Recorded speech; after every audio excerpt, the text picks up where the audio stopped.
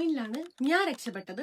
But still എനിക്ക് ഓർമ്മയുണ്ട്, like ഞാൻ എൻ്റെ ഭയങ്കര വിഷമിച്ചിട്ടാണ് ഞാൻ എൻ്റെ ഫസ്റ്റ് ജോബ് റിസൈൻ ചെയ്തത്.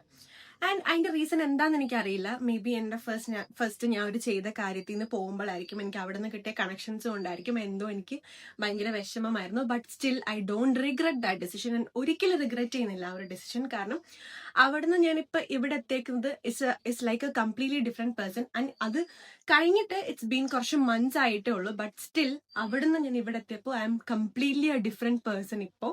ആൻഡ് എൻ്റെ ഈ ക്യാരക്ടർ ഡെവലപ്മെന്റിന് one way or other way എൻ്റെ ഫസ്റ്റ് ജോബ് കോൺട്രിബ്യൂട്ട് ചെയ്തിട്ടുണ്ട്.